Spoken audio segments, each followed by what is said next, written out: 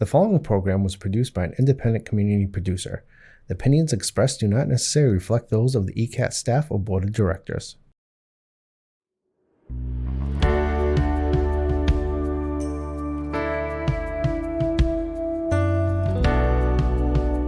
Giving a voice to the voiceless, pulling stories out of the shadows and putting them under the spotlight, making sure that each person is valued and cared for.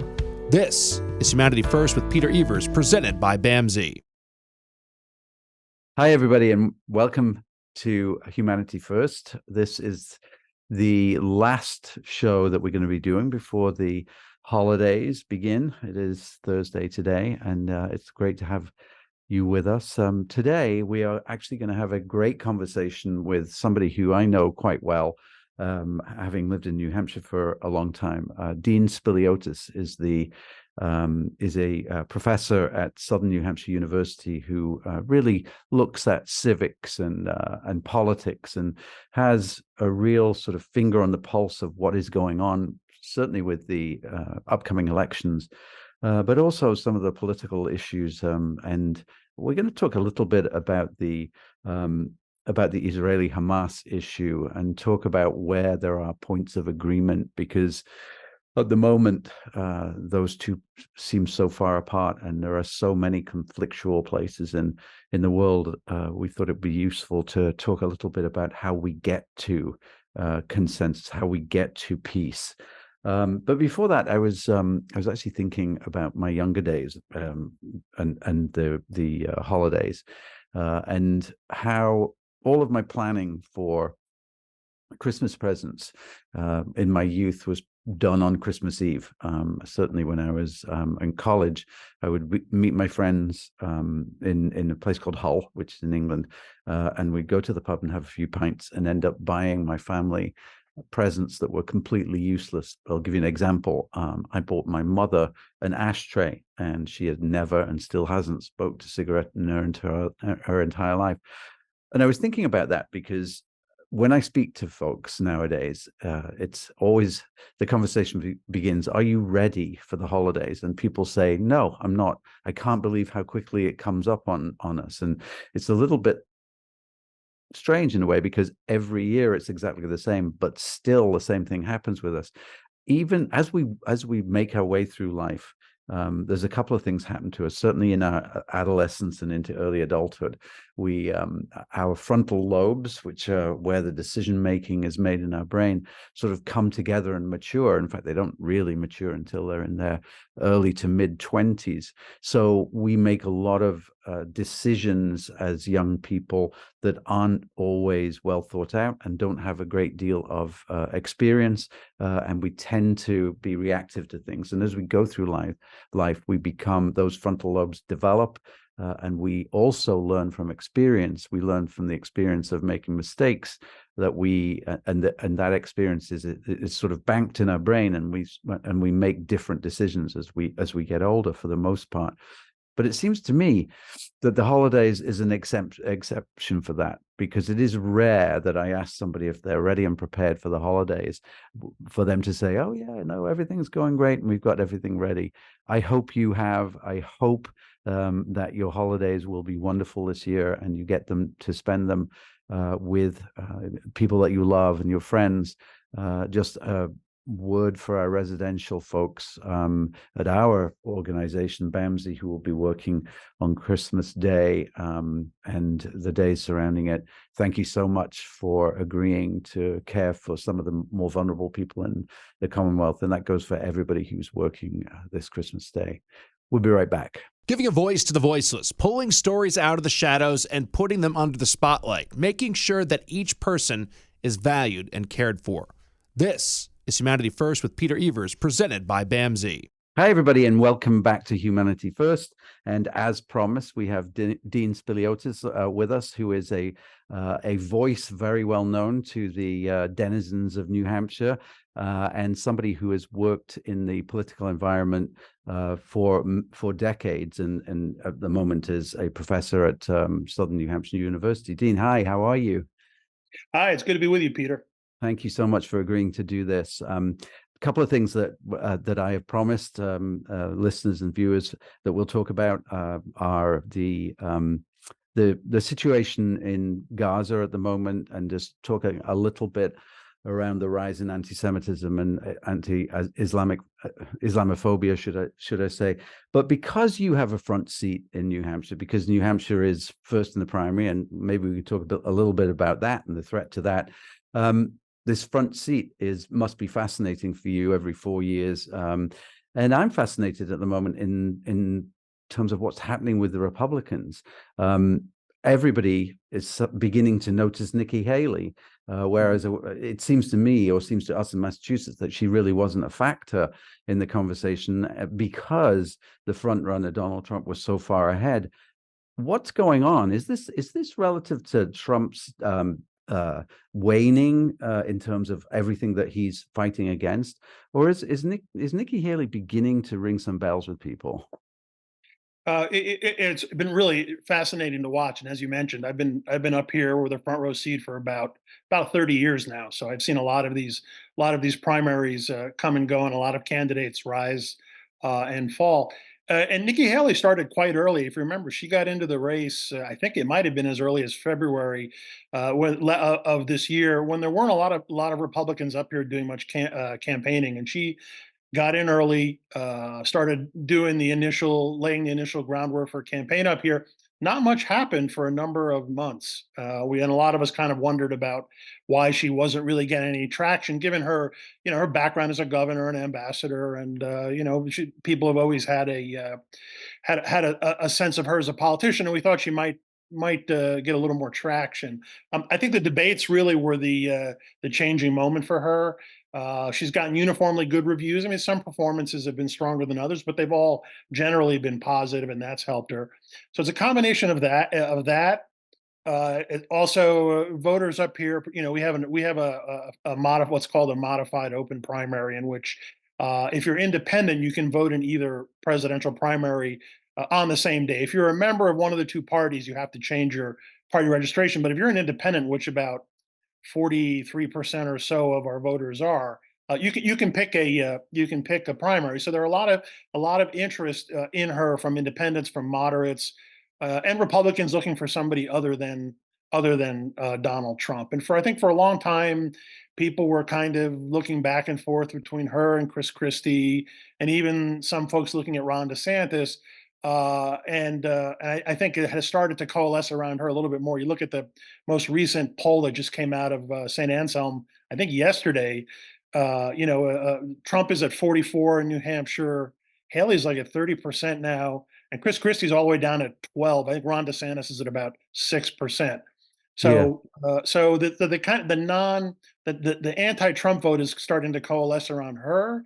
The question is, can she pull any Trump curious voters away from somebody like Ron DeSantis, who has much more of a Trump centered voter base? So yeah, it's been fascinating to watch. She won the Governor Chris Sununu sweepstakes last week, and they've been doing kind of a road show, the two of them together. And anybody who knows him, whether you agree with his politics or not, he's a pretty tireless, charismatic campaigner. So that's Yeah. certainly going to help her as well. Yeah, and he's still a popular governor, right? I think the last rankings I saw, they rank governors by popularity. He's, I think, number 3 in the country, maybe. Yeah, yeah, The most popular is next door in Vermont. The yeah, Vermont governor number 1, but he's like number 3. He's very popular. yeah, yeah.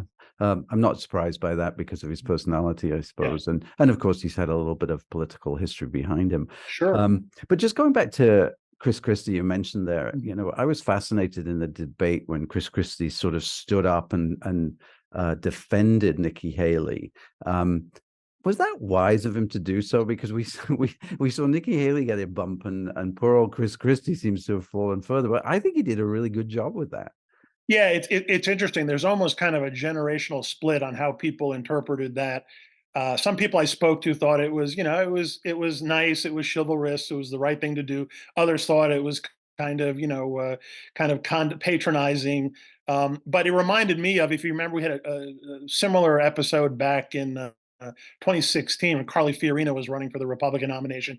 Similar sort of thing where I mean Donald Trump attacked her quite viciously And so I don't remember which candidate. Somebody stood up for her, and she said, I can handle myself," kind of thing.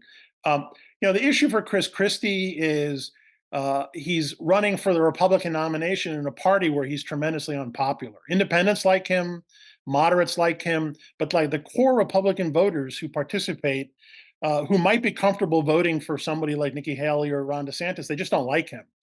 And he's going to. I was just talking about this earlier today with another analyst, and in January, in the run up to the primary, he's going to get asked relentlessly why he's not dropping out of the race and endorsing Haley, because he's basically taking 10% of the vote away from her.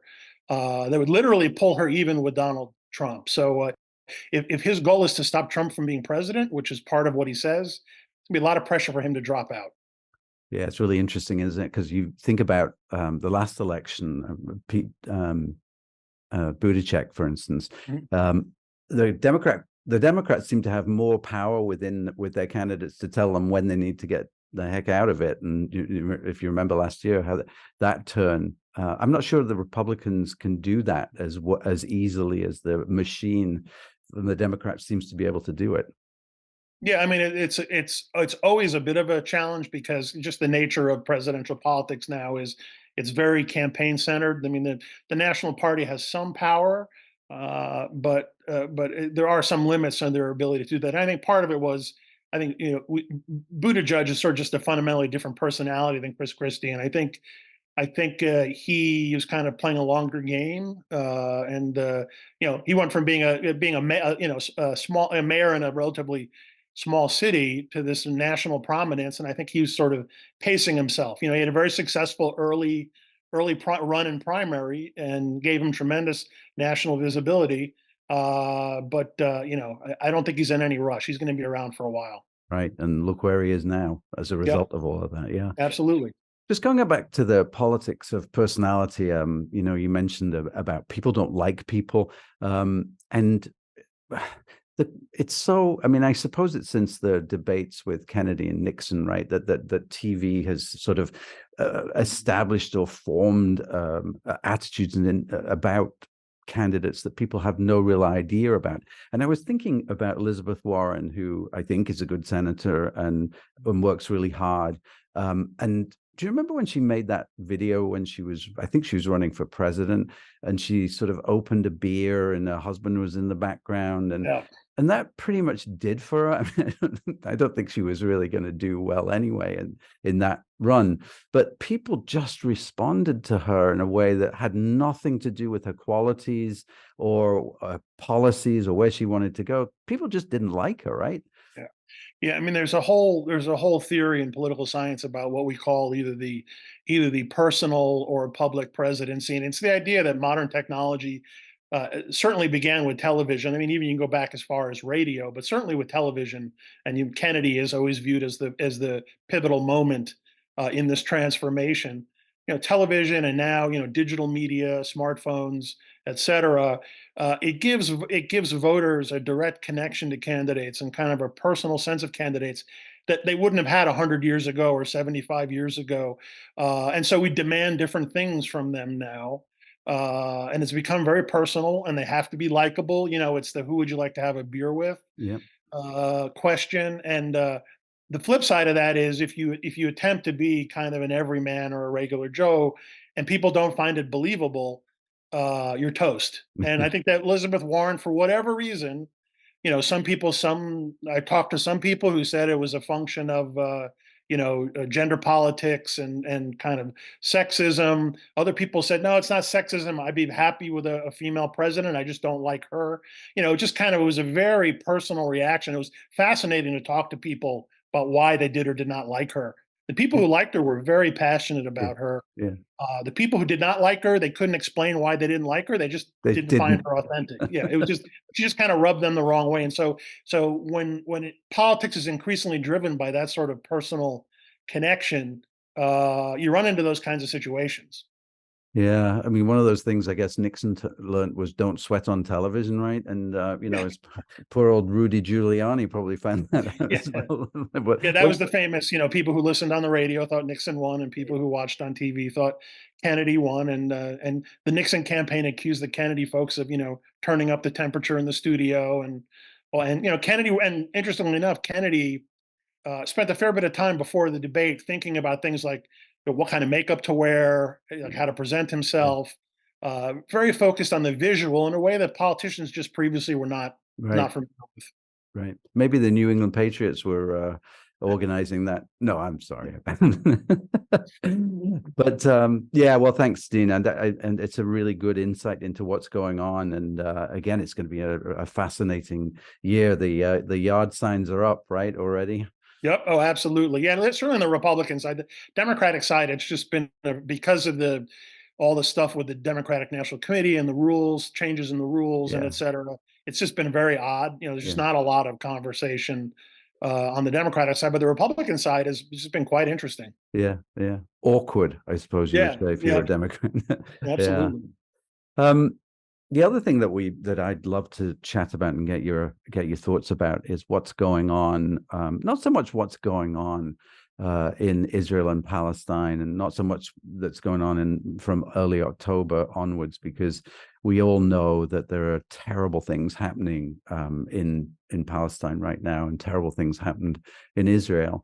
But we're seeing, and way before that, really, we've been seeing an uptick in hate, pretty much across the board, I would say, but particularly in terms of anti-Jewish, anti-Semitism, sort of Islamophobia.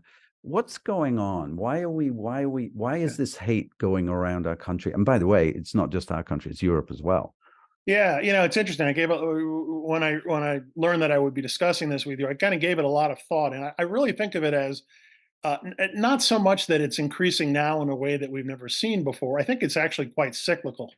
There's anti-Semitism and Islamophobia have been around for a long time, and typically I think what we see is, I mean, so it's always there at some level, simmering in society, slightly under the surface.